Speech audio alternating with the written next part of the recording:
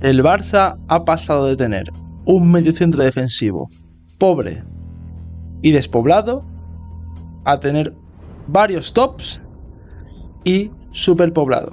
Allá vamos.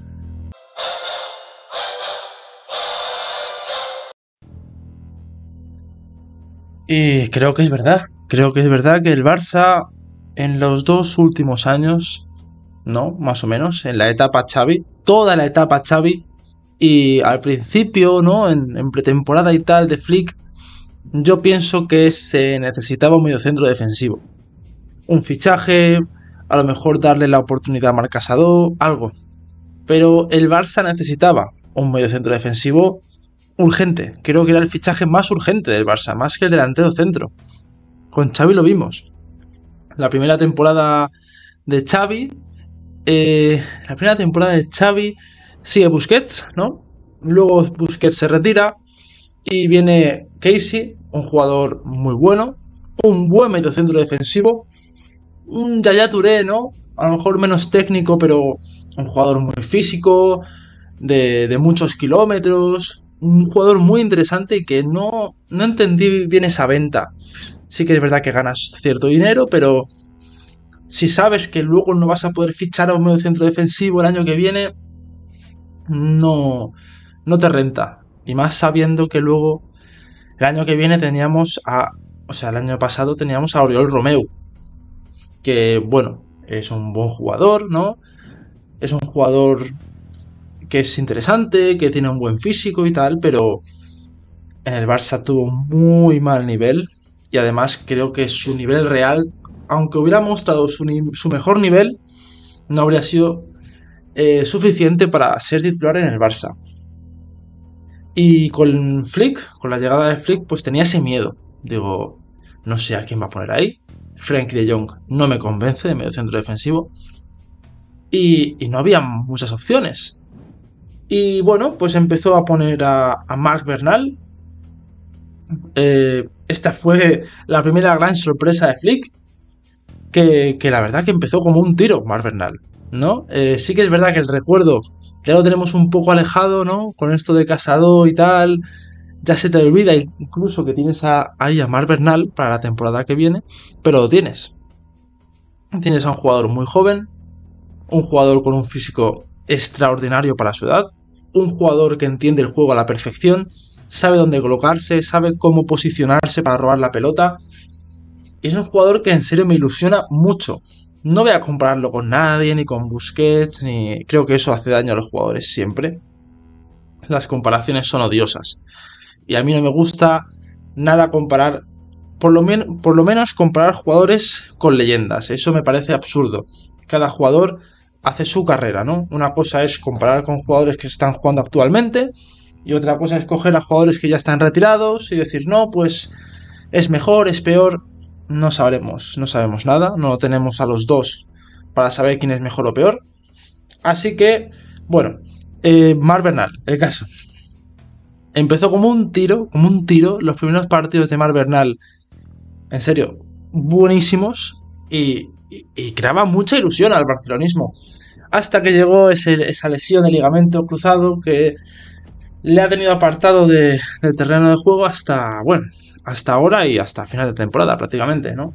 Creo que sería una estupidez intentar ¿no? que vuelva antes, teniendo además a Marc Casado y a Frenkie de Jong ahora mismo. Sería una estupidez intentar que vuelva antes, ¿no? Que vuelva cuando tenga que volver, que vuelva 100% recuperado para la temporada que viene, y así además tenemos otro mediocentro más de garantías ahí en el pivote. Pero bueno, se lesionó ahí Marc Bernal, y Frenkie de Jong también estaba lesionado, ¿no? Y lo único que le quedaba a Flick era poner a Marc Casado.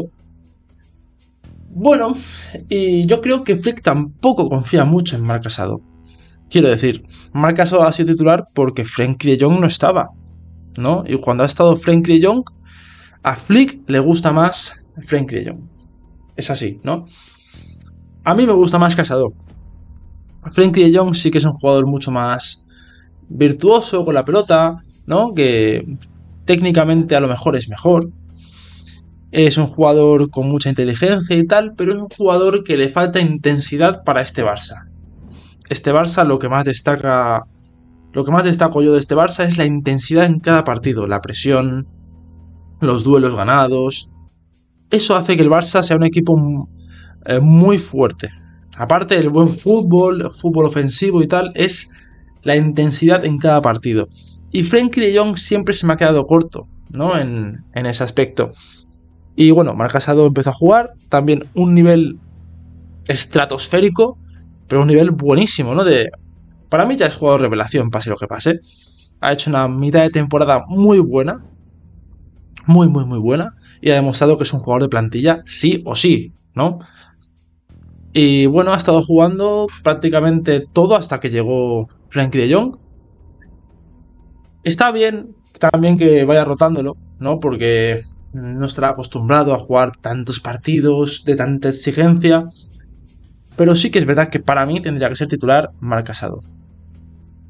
Pero bueno, también hay que decir, a favor de Hansi Flick, que ha recuperado un buen nivel de Frenkie de Jong.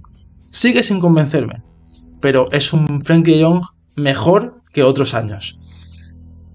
Vale, hasta ahí perfecto. Tienes relativamente el mediocentro defensivo está bien poblado, ¿no? Para la temporada que viene, si no se marcha Frenkie de Jong, que no lo creo, y aunque se marche, pongamos que se marcha Frenkie de Jong, que yo no lo vendería.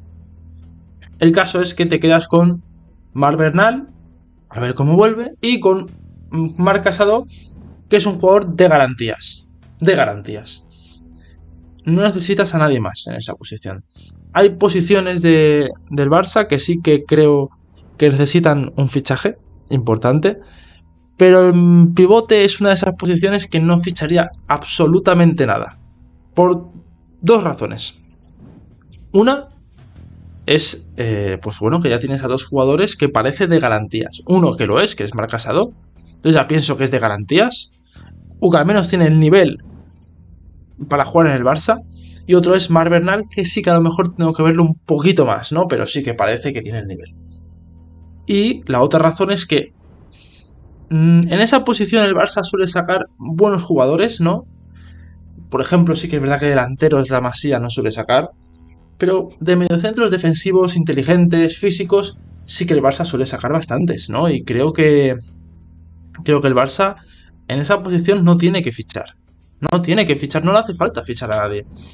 Se hablaba de Kimmich otra vez, he escuchado varios nombres, pero creo que sería una estupidez tremenda traer ahora a Kimmich, ¿no? Ha renovado con el Bayern y también he leído que está hecho con el PSG. He leído noticias totalmente contrarias. No sé qué va a pasar este verano con Kimmich. Yo creo que ha renovado con el Bayern, pero con alguna cláusula muy baja. Y eso hará que el PSG o el Barça o quien sea pueda intentar ficharlo. Yo no lo ficharía, ¿no? ¿Es un jugador muy bueno? Sí. ¿Creo que es un jugador mejor que Casado? Sí. ¿Mejor que Bernal? Seguramente sí. ¿Es un jugador necesario? No. No es un jugador necesario, quiero decir. El Barça económicamente está mejor, pero no está bien aún. Y el dinero que gastes tienes que gastarlo calculado y medido. Y creo que en otras posiciones necesitamos mucho más. Ya era un vídeo de los fichajes que yo haría para el Barça la temporada que viene, las ventas y todo, ¿no? Una planificación de temporada, pero esto se hace más a final de temporada, ¿no? Ahora empezar a hablar de fichajes y ventas, hay que ver qué títulos se ganan, cómo se ganan o cómo se pierden, ¿no? Hay que ver el rendimiento final de los jugadores, que ahora vienen los meses más importantes. Hay que ver muchas cosas, ¿no? Pero el fichaje de Kimmich sería un error tremendo, la verdad. Espero que no se fiche nadie en esa posición, ni a Kimmich, ni a Rodri, que no, evidentemente no se podría fichar, ni yo que sé, a nadie. Tenemos que darle confianza a los canteranos. Visca el Barça.